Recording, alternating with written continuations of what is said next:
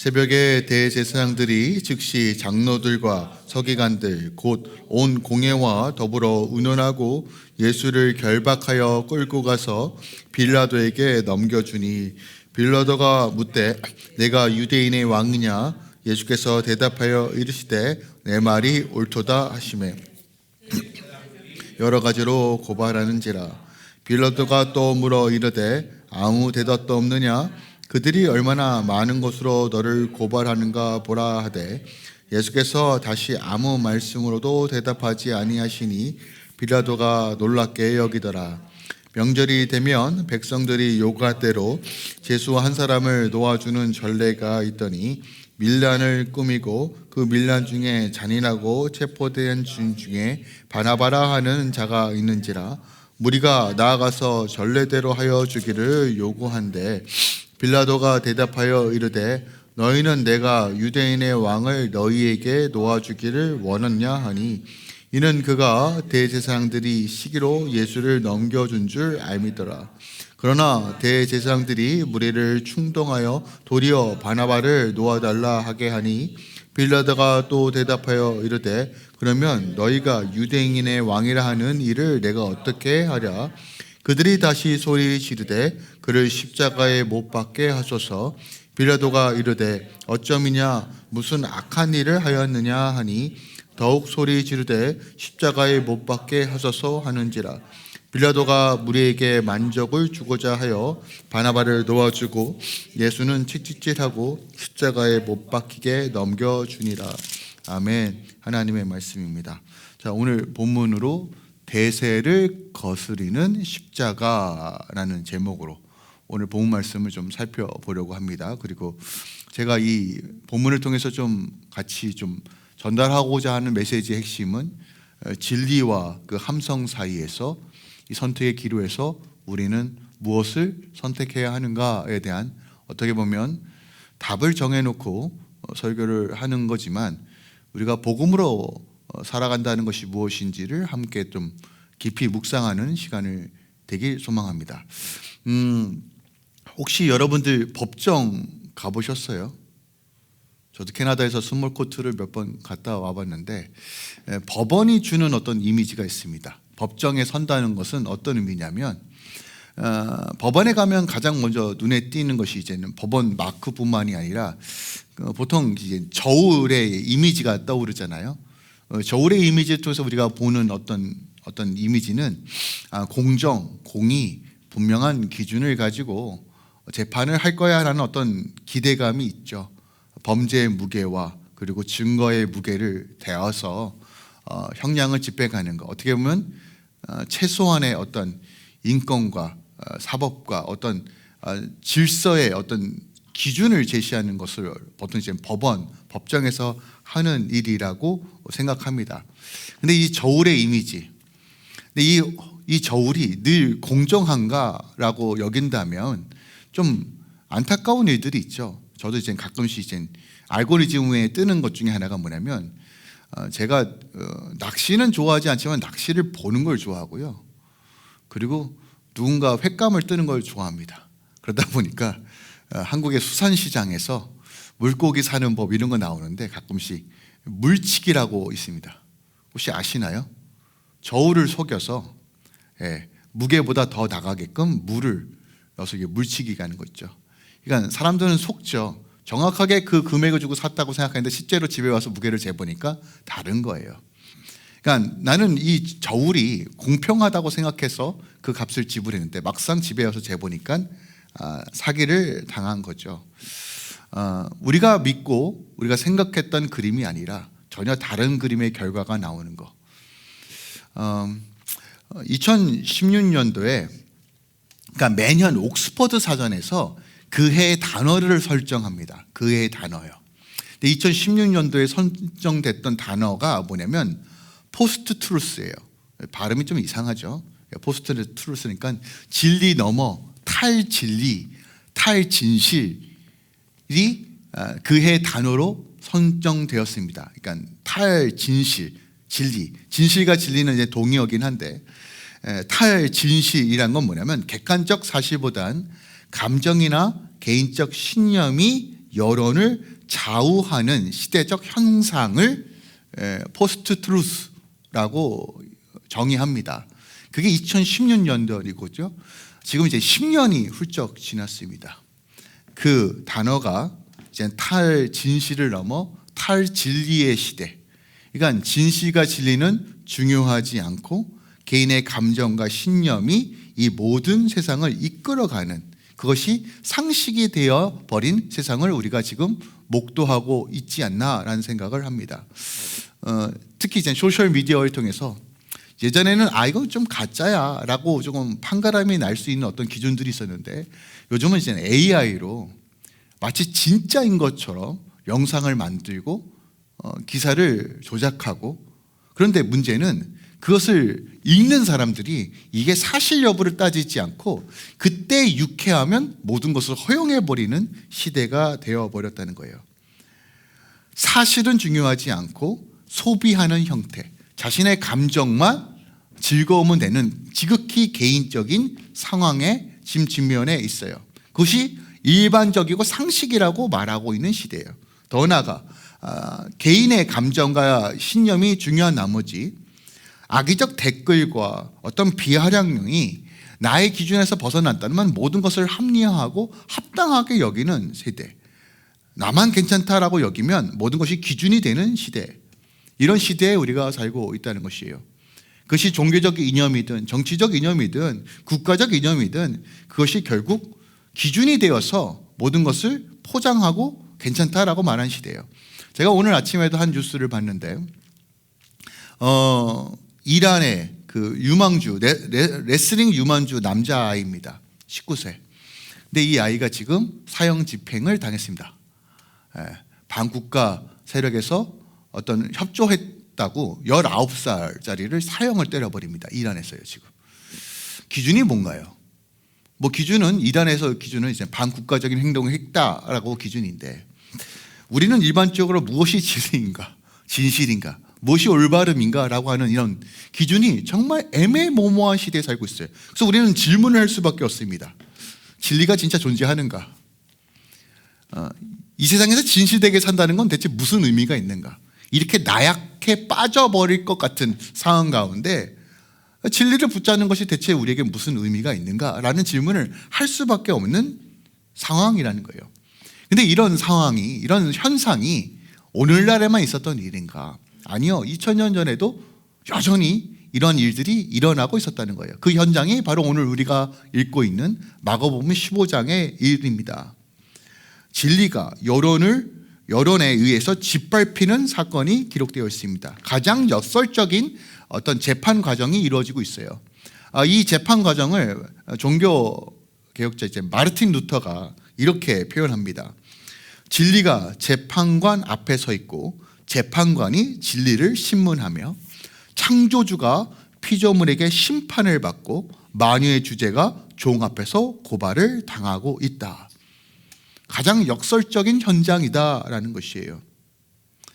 불과 며칠 전에 호산나를 외쳤던 사람들이 이제는 예수를 십자가에 못 박으라고 하는 엄청난 여론이 형성되어지고 진리를 희생시키는 일에 전혀 주저함 없이 정치적, 이념적, 종교적 생각을 가지고 빌라도, 종교 지도자들이 합세하여서 힘의 논리로서 진리신 하나님의 아들을 짓밟고 죽이는 사건이 오늘 기록되어 있다는 것이에요.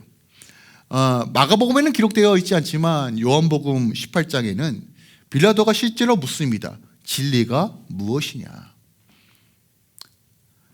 이 질문에 어떻게 보면 냉소적인 질문, 과연 진리가 필요하냐라고 하는 이 질문, 근데 고스란히 요즘에도, 오늘날에도 여전히 이 질문이 유효하고 사람들은 진리에 대해서 관심이 있는 것이 아니라 여전히 대세가 무엇이야, 유행이 무엇이야, 시대적 흐름이 무엇이야, 내가 살려면 어떻게 해야 돼, 더 많은 관심을 가지고 있다는 것이에요. 그렇다면 우리가 이런 시대 속에서 어떻게 살아야 하는가? 복음은 우리에게 이렇게 얘기합니다. 십자가의 진리로 대세를 거스리는 것이 그리스도인의 삶이다라는 것이에요. 여러분, 대세를 거스린다는 건 쉽지 않습니다. 그럼에도 불구하고 왜 이것이 가치가 있는지, 오늘 본문을 통해서 다시 한번 진리를 향해 걸어가는 우리의 삶이 어떤 의미가 있는지를 함께 좀 깊이 좀 살펴보려고 합니다. 그래서 오늘 이 본문을 통해서 여러분 안에 끊임없이 이런 질문을 하길 소망합니다. 나는 진리를 선택하는 자인가? 아니면 대세를 따르는 사람인가? 십자가의 길은 대체 무엇을 말하고 있는가에 대한 질문과 그 답을 찾는 시간이길 소망합니다. 오늘 본문을 이해하려면 지난 부분과 함께 좀 연결지어서 좀 살펴봐야 돼요. 겟세마네에서 기도 후에 드디어 이제 가룟 유다에 의해서 군병들이 찾아왔고, 어떻게 보면 정식 로마 군병은 아니고 대제사장 귀하에 있었던 경비원들이죠. 함께 찾아와서 예수를 붙잡는 사건이 기록되어 있습니다. 친밀한 입맞춤이었지만 그 이면에는 예수님을 배신하려고 하는 칼을 들고 있었던 유다, 자신의 생각과 이념과 맞지 않고 자신의 계획이 틀어진 나머지 이젠 더 이상 필요 없는 부품으로 여기고 버리는 유다의 속성, 정확하게 탈진리, 자기중심적인 생각으로 살아가는 사람들의 유형이 전형적인 가룟 유다를 통해서 확인할 수 있죠. 또 하나, 뜨겁게 주님을 사랑하지만 여전히 자기의 혈기와 자기의 방식으로 하나님의 나라의 뜻을 이루려고 하는 베드로가 등장합니다. 그리고 겉으로는 치장을 하고 잘 믿는 것처럼 보이는 세마포스를 입었지만 죽음 앞에, 두려움 앞에 그만 그것을 벗어버리고 벌거벗음으로 도망가는, 어떻게 보면 수치와 아픔을 드러낼 수밖에 없는 한 제자 청년의 이야기가 나옵니다. 이 세 가지 유형의 인물들을 통해서 주님께서 우리에게 무엇을 말하고 있는가? 우리가 이 시대 속에서 대체 주님을 향해 걸어간다는 것은 무엇을 말하고 있는가? 우리는 과연 이들과 정말 다르다라고 말할 수 있는가라는 질문을 던질 수밖에 없었다는 것이에요. 하지만 중요한 것은 그렇게 모든 제자들이 예수님을 떠나감에도 불구하고 주님은 대세를 거스러 십자가를 향해 걸어가고 계셨다는 것입니다. 자, 오늘 본문 말씀은 이렇게 시작합니다.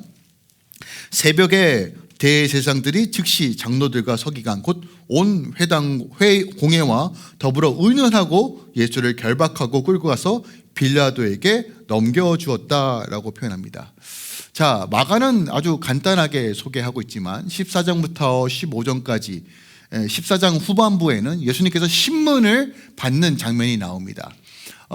다른 복음서와 비교해 볼 때 총 예수님께서 6번의 신문과 재판을 받으십니다.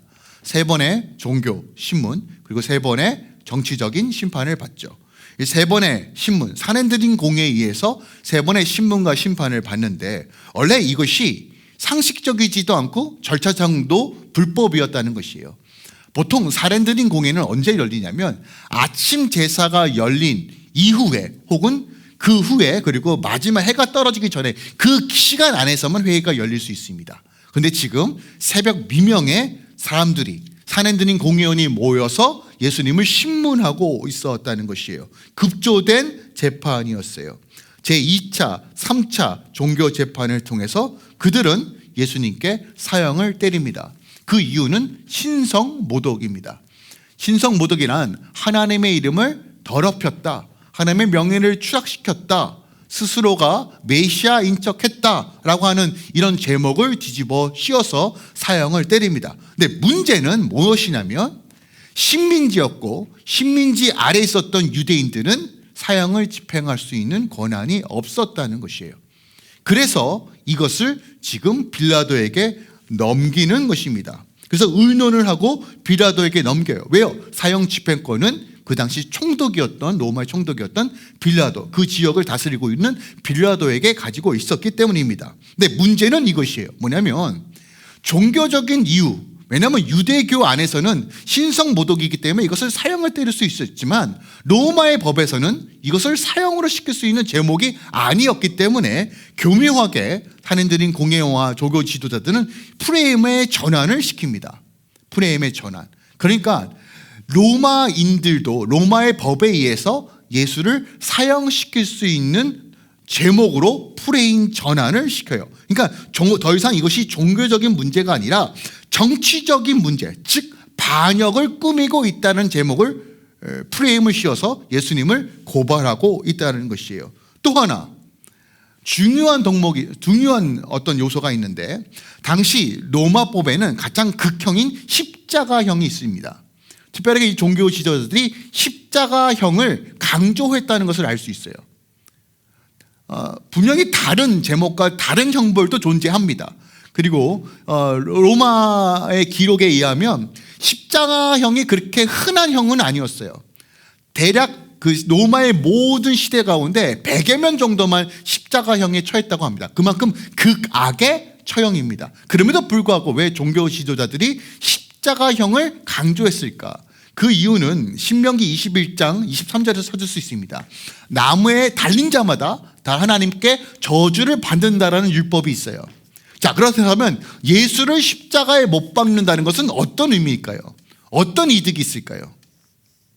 지금까지 예수님께서 보여줬던 모든 활동과 어떤 메시지와 그의 성품과 그 모든 것들에 대해서 존경과 어떻게 보면 사람들로부터 좋은 이미지가 있었단 말이에요. 근데 나무에 달리는 순간 어떤 이미지로 추락해요? 하나님께 저주를 받았다. 그러면 예수께 받았던 그 모든 영적 권위와 어떤 명예가 실추될수록 누가 이익을 받는 구조가 됩니까? 종교 지도자들이요. 그래서 십자가형을 강조할 수밖에 없었다는 거예요. 그러니까 예수님의 권위를 말살시키기 위해 가장 이런 거죠. 손 안 대고 코 푸는 격이에요. 십자가형은요. 그들에게 너무 핵심적인 요소입니다. 그래서 십자가형을 강조한 것이에요. 누가복음 23장에 보면 예수님께 종교적인, 그러니까 신성모독에서 반영으로 이 프레임을 전환하기 위해 세 가지를 고발했다는 것을 알 수 있습니다.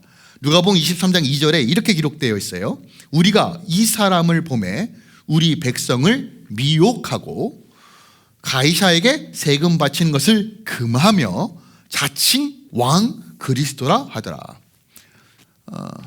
당시 총독이었던 빌라도는 그 유대 땅 팔레스타인 지역에 분쟁이 있고 밀란이 일어나는 것을 극도로 경계했습니다. 왜요?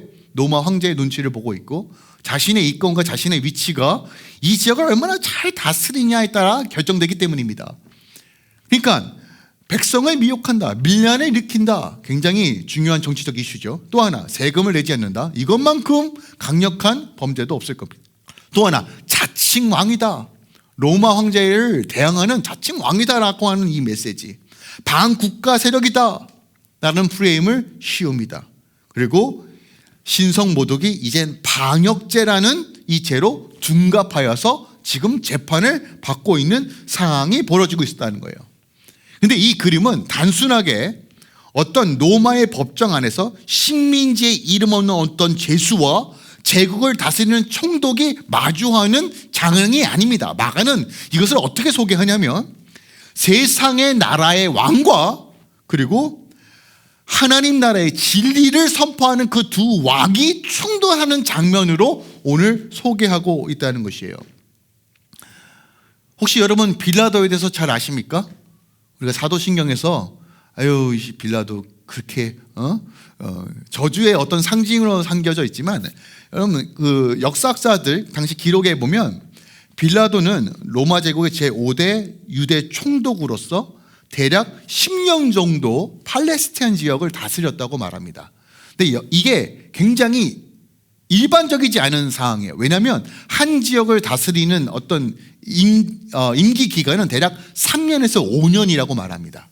그런데 10년 동안 그 지역을 다스렸다? 그럼 이유는 딱 하나입니다. 굉장히 교활하고 정치적이며 탁월하고 그리고 이런 머리 굴리는 것에 굉장히 뛰어났던 사람이라는 거예요. 왜냐하면 로마의 눈치, 티베리우스 황제의 눈치도 잘 살펴야 되고 또한 유대인들의 민심도 잘 살펴야 되는 그 10년 동안 그 자리를 지킨다는 거 결코 쉽지 않습니다. 유대 역사가 필론가 요세푸스에 의하면 빌라도는 굉장히 탐욕스럽고 잔인하며 폭력적인 인물로 기록되어 있습니다. 근데 이게 있어요. 당시 이게 참 예수님을 재판하던 그때 빌라도의 민심이 굉장히 좋지 않을 때입니다. 그러니까 정치적 위기가 있었던 때예요. 왜 그러냐면 첫 번째로 그 예루살렘 성에 황제의 흉상이 그려진 로마 국기를 가지고 오려고 했었습니다. 그러니까 어떻게 보면 로마에게 잘 보이기 위하여 어떤 아부성이죠. 근데 문제는 유대인들과 충돌이 벌어집니다. 그러니까 유대인들은 어디 우상 따위를 가지고 하는 이런 저항 가운데 5일 만에 그 계획이 굴욕적으로 취소가 됩니다. 그냥 스크라치가 났어요. 빌라도가 조금 마음이 상했습니다. 그리고 성전 금고와 그 헌금을 가지고 몰래 빼돌러 그 지역의 수로 공사를 진행했어요. 그러니까 또 이것 때문에 폭동이 일어나는데 그때는 참지 않고 무차별적으로 유대인들을 학살합니다. 그게 그때 당시 시대적 배경이에요. 그러니까 지금 빌라도 입장에서는 사고가 나면 안 돼요. 6월절입니다. 수많은 유대인들이 몰려와요. 이때 조그만 민난만 일어나도 지금 자기의 목이 댕강 날아가기 일보 직전이에요. 티베리우스 황제 입장에서 보면 야 저기 좀 예사롭지 않은데 쟤 잘하고 있냐? 요즘 밀란도 있고 뭔가 사이가 안 좋은데 저거 지금 잘하고 있어 라고 하는 엄청난 능치와 압박, 그리고 유대인들의 어떤 밀란이 일어날 것 같은 조짐. 근데 그 가운데 예수 그리스도라는 인물이 등장한 거예요. 이건 어마어마한 사태입니다. 그러니까 빌라도 입장에서는요, 지금 어떤 상황이냐면 이 사람이 진실돼 무죄야 이거 관심 없습니다. 나의 정치적 생명, 무엇이 더 이익일까, 무엇이 더 손해일까, 이 생각만 하고 있었던 때라는 것이에요. 이런 상황 가운데 빌라도가 오늘 2절에서 이렇게 묻습니다. 내가 유대인의 왕이냐? 너 진짜 왕이야? 그럼 어떻게 대답해야 돼요? 이거 피해가려면 아닌데 해야 되는 게 정상이에요. 근데 주님께서 뭐라고 말씀하시냐면 내 말이 옳다. 물론 질문에 대한 답은 서로 다릅니다. 빌라도는 네가 이 땅의 왕이야? 너 반역자야? 라고 하는 질문이 있겠죠. 근데 주님의 대답은 뭐예요? 내 왕권은 여기에 있는 것이 아니야. 하나님 나라에 내가 왕이야, 내가 주인이야 라고 하는 표현이겠죠. 서로 다른 대답을 했었던 그 상황. 근데 더 놀라운 사실은 이 대답을 한 후에 계속 종교주의자들이 고발을 해요. 근데 예수님께서 어떤 스탠드를 취하시냐? 침묵하십니다. 이게 중요한 거예요. 진리에 대해서는 선포하시지만 그 외의 것들은 침묵하셨다는 거예요.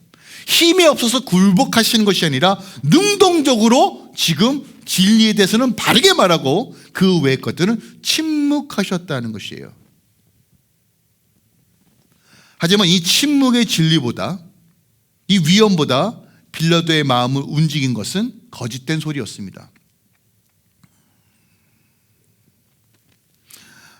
마가복음에는 기록되어 있지 않지만 다른 복음서에는 특히 마태복음에 보면 빌라도의 그 아내가 이야기해요. 여보, 내가 어젯밤에 꿈을 꿨는데 뒤숭숭해. 봤더니 이 사람 함부로 건드리면 안 되는 것 같아 하는 이야기를 합니다. 아내가. 그러니까 아내 말을 참 안 들어요. 남자가 문제가 그래서 그런데 하여간 그렇지도 않아요. 그리고 실질적으로 여러 가지 복음서를 대조해 보면 빌라도도 예수님이 무죄인 걸 압니다. 정확하게요. 그냥 무죄인가가 아니라 여러 조사를 통해서, 왜냐하면 핵심적인 인물이기 때문에 미리 조사를 다 끝내놓은 상태였을 겁니다. 알아요.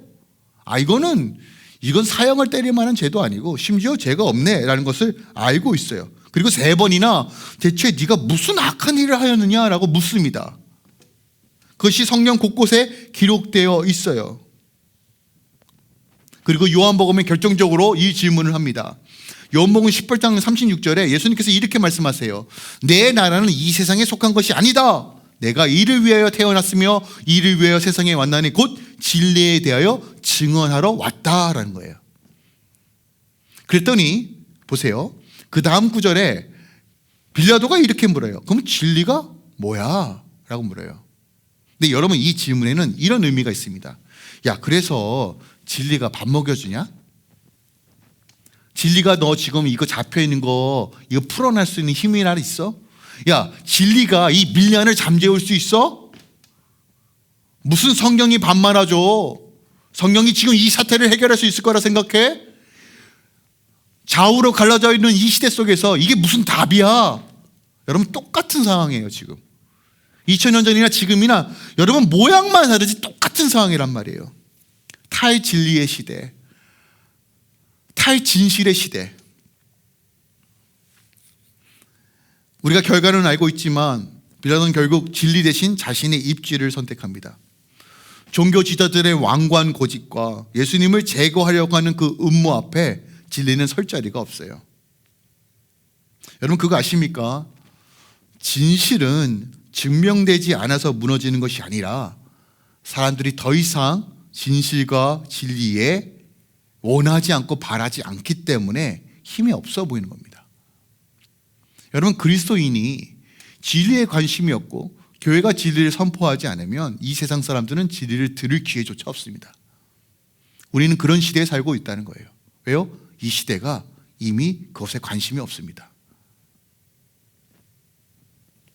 그럼에도 불구하고 성경은 우리에게 묻는 거예요. 당신들은 진리를 원하십니까? 아니면 편한 삶을 원하십니까? 빌라도는 예수님을 몰라서 죽인 것이 아니에요. 알면서도 사형을 선택합니다. 이런 상황 속에서 여전히 묵묵하게 십자가를 향해 걸어가고 있는 예수님의 모습은 대체 무슨 의미냐는 거예요. 침묵의 순종, 능동적 순종으로 걸어가고 있는 이 예수님의 모습을 통해 그리스도인들은 어떻게 살아야 하냐는 것을 제시하고 있다는 것이에요. 자, 이제는 빌라도와 어떤 종교 지도자의 관점에서 봤다면 이제 군중들의 관점에서 오늘 본문을 좀 보길 원합니다. 6절과 7절과 8절입니다. 명절이 되며 백성들이 요구한 대로 죄수 한 사람을 놓아주는 전례가 있더니 밀란을 꾸미고 그 밀란 중에 살인하고 체포된 자 중에 바라바라 하는 자가 있는지라 무리가 나아가서 전례대로 하여 주기를 요구한대 하여. 당시 명절 때, 절기 때 죄인 한 사람, 죄인을 풀어주는 어떤 전례가 있었다라고 해요. 그래서 이제 빌라도도 그것을 좀 이용해 보려고 합니다. 그러니까 빌라도의 생각은 어떻게든 밀란을 잠재우고 그냥 조용히 이거 좀 지나갔으면 좋겠다, 이 유언 참 지나갔으면 좋겠다, 이 생각밖에 없어요. 그러다 보니까 이건 그러면 그 전의 방식대로 그냥 놓아주면 되겠다라고 생각했어요. 그리고 선택한 인물이 바나바입니다. 누가 보더라도 극악의 폭동입니다. 이 폭동과 비교하면 사람들이 자연스럽게 그래도 바나바보다는 예수님을 놓아주는 것이 낫겠지라는 여론이 형성되겠지라고 생각했어요. 그런데 11절에 보니까 대제사장들이 무리를 충돌하여 도리어 바나바를 놓아달라 하니, 충돌하였다라는 건 뭐냐면 이거예요. 팩트는 중요하지 않고 감정을 부추기는 거예요. 감정을. 이렇게 표현하면 저도 이제 정치 얘기 별로 하고 싶지 않은데, 대한민국 사람들에게 그 감정을 일으키는 몇 가지 사건이 있습니다. 일제강점기, 그죠? 이런 것들. 옛 역사가 어떤데, 이런 거 있잖아요. 아니, 솔직히 말해서 지금 거의 이제 100년 가까이 되는 시간인데 무슨 의미가 있냐는 거예요. 근데 다 끄집어내죠. 옛날에요, 우리가. 저는 이건 기억해야 됩니다. 우리가 과거를 잊어버리면 안 돼요. 역사를 왜곡시켜도 안 됩니다. 하지만 과거에 매여서도 안 되죠. 그죠? 이런 것들. 감정을 뒤엎죠. 선동시키죠. 여론을 편승해요. 호산나라고 외쳤던 무리들이 순식간에 그러네. 저 선동가네. 예수가 못됐네 라고 하는 프레임 전환이 시작됩니다. 의도적으로 충돌을 시켜서 그렇게 바꿔버리는 거예요. 그러나 순식간에 호산나가 십자가로 못 박으라는 여론으로 바뀌게 돼요. 이렇게 여론이 바뀌었던 이유는 여러분 아십니까? 기대심이 꺾였기 때문입니다. 그들이 예수께 바랬던 소망이 꺾였기 때문입니다. 그들이 원했던 소망. 어떤 소망이에요? 로마를 무너뜨리고 자신들에게 해방과 자유를 줄 어떤 다윗과 같은 왕을 원했는데, 지금 잡혀있는 초라전 모습은 뭐예요? 가룟 유다처럼 다 꺾여버린 거예요. 뭐야 이거, 시작도 못했는데 스스로 잡혔네? 한마디도 안 하네? 분노로 바뀐 겁니다. 여러분 그거 아십니까? 1000사람이 분노하면 10,000사람이 이성을 잃어버리는 거예요. 집단 관계로 바뀌어요. 저는 이게 지금 대한민국과 미국과 온 세계의 현상이라고 봅니다. 집단적 분노가 이성을 마비시키고 있어요. 근데 여러분 역사를 보면 이런 일들이 정말 다분하죠. 제가 그냥 일종의 자, 이그젬플만 좀 말씀드릴게요. 배가 침몰했더니 사람들이 광기를 일으켜서 나라를 뒤집어 엎었습니다. 근데 비행기에서 사람이 죽었는데 아무 소식이 없어요. 뭐 다른 얘기 해봅시다. 이렇게 하면 또 핍박이 오니까. 캐나다 얘기 해볼게요. 며칠 전에 몇 해 전에요, 그죠? 원주민들의 죽음을 애도한다고 공휴일까지 정했어요. 맞죠? 그런데 실질적으로 캐나다 정책을 보면 정말 원주민을 원하는가? 이들이 똑똑해지길 원하는가? 아니면 그냥 그 자리에서 그냥 지들끼리 잘 살길 원하는가? 그럼 정책을 보면 딱 답이 보이거든요. 이건 무슨 쇼예요? 잘 모르겠습니다. 그러니까 저는 늘 묻는 거예요. 기준이 뭐야 대체? 그렇게 판단하고 행동했던 기준이 뭐야? 잘 모르겠다는 거예요. 결국 기준이 없다는 거예요. 여전히 정치적이고 여전히 이념적이고 여전히 감정적입니다. 여러분, 집단은 개인보다 언제나 현명한가? 묻는다면 결코 그렇지 않죠. 물론 저는 다수의 군중의 생각이 항상 틀린 것은 아니라는 생각도 있어요. 다수의 생각이 옳을 때도 있거든요. 하지만 중요한 건 뭐냐면 여러분, 군중은 결코 책임지려 하지 않습니다. 이게 핵심이에요. 그 누구도 책임지려고 하지 않은 그 사항은 늘 막 나갈 수밖에 없습니다. 책임지려고 하지 않는 심리 속에 다수가 모일수록 생각 없는 추종들만 일어나는 거예요. 어리석은 군중이라는 말이 괜히 나온 게 아닙니다. 미혹된 성동과에 의해서 이성적으로 판단해야 됨에도 불구하고 우둔한 국민은 결국 잘못된 길을 선택할 수밖에 없습니다. 오늘 본문에 보면 대제사장의 몇 마디 말로 무리가 분노에 휩싸입니다. 십자가에 못 박으라. 그래도 빌라도는 조금 이성적이었던 것 같아요. 이러면 이렇게 되겠지. 근데 그 예상 완전히 빗나가죠. 그러더니 어쩜이냐, 네가 무슨 악한 일을 저질렀느냐, 본인도 당황하고 있어요. 진실이 무엇인지, 누가 옳고 그른지 중요하지 않습니다. 지금 사람들은 말 그대로 감정과 분노에만 휩싸여 있습니다. 근데 이 얘기가 2000년 전 얘기라고요? 아니요. 모든 역사 속에서 반복되는 일입니다. 여러분, 우리가 성경을 통해서 우리가 지금 어떠한 자세를 취해야 되는지, 대세를 거스러 십자가로 나가는 길이 무엇인지를 정확하게 볼 줄 알아야 합니다. 우리는 분노해야 될 때 분노해야 되고 침묵해야 될 때 침묵할 줄 알아야 합니다. 근데 늘 이게 어렵죠.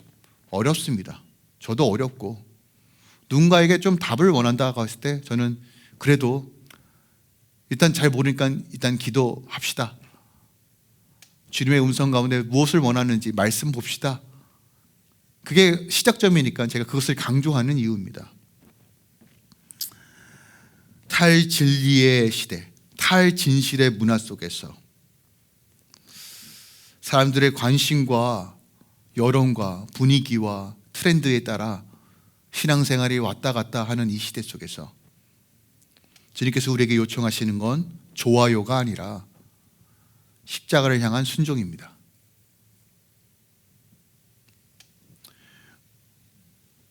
사람들이 생각하는 이상적인 개념이 아니라 토부, 하나님의 선하심이 우리의 기준이어야 합니다.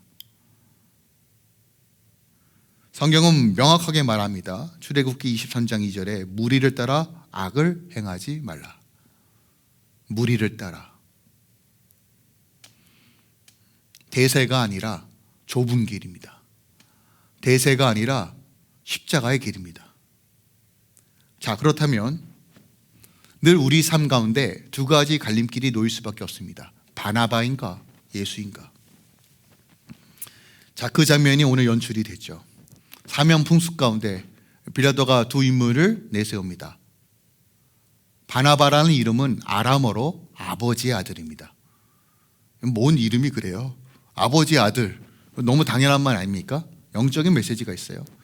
또한 어떤 자료들에 보면 다른 번역본에는 이 바나바의 이름이 예수 바나바, 예슈와 바나바라는 거예요. 똑같은 이름의 예수입니다. 물론 번역본마다 다르겠지만 어떤 사본에는 그렇게 나와 있으니까 제가 전합니다. 자, 바나바 같은 흉악범과 예수를 대비시켜서 석방을 요구하고 우리들의 선택을 요청합니다. 여러분, 역사적으로 보면 이 바나바는 어떤 생계형 도둑은 아닙니다. 열심당원이었고, 여러분, 권력과 힘으로 로마를 제압하려고 했었던 운동가입니다. 그러니까 유대인의 입장에서 어떻게 보이냐면, 야, 그래도 쟤는 무력으로, 힘으로 로마를 제압하려고 발버둥 치는 사람이구나 라고 하는 인식이 있었어요. 그러니까 로마 입장에서는 반역자고 강도고 못된 놈인데, 유대인의 입장에서는 그래도 우리를 위해서 싸우는 대표적인 인물이 바나바였다는 것이에요. 자, 보세요. 이름이 아버지 아들입니다. 여러분, 아버지의 아들이 두 종류가 나와요. 하나는 육신의 아버지의 아들과 하나는 진리의 참 하나님의 아들이 둘이 서 있어요. 여러분, 이거 굉장히 영적인 그림이에요.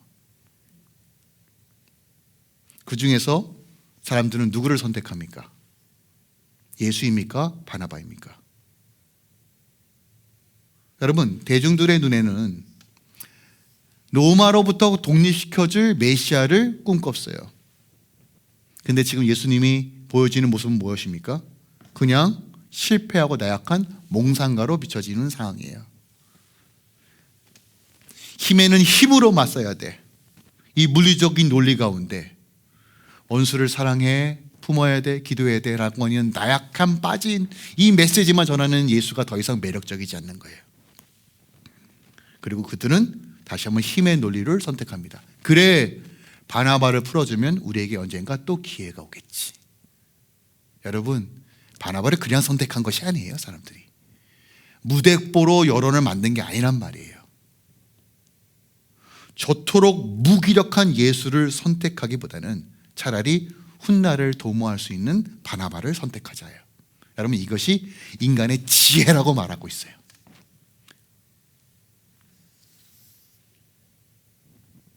사람들은 결국 진리 대신 힘을 선택해요. 여러분, 이게 인간입니다. 즉각적인 힘과 쾌락, 폭력의 길, 죄의 길, 그것이 지혜다라고 말하고 선택합니다. 근데 여러분, 아이러니하게도 이 장면에서 여전히 하나님의 구원의 역사들을 봅니다. 뭔지 아십니까? 죄인 중에 죄인이 바나바는 풀어지고 죄 없는 예수께서 십자가를 지십니다.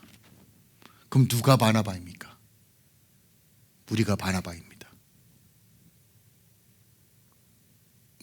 죄 없으신 예수께서 바나바를 놓아주고 본인이 십자가를 지십니다.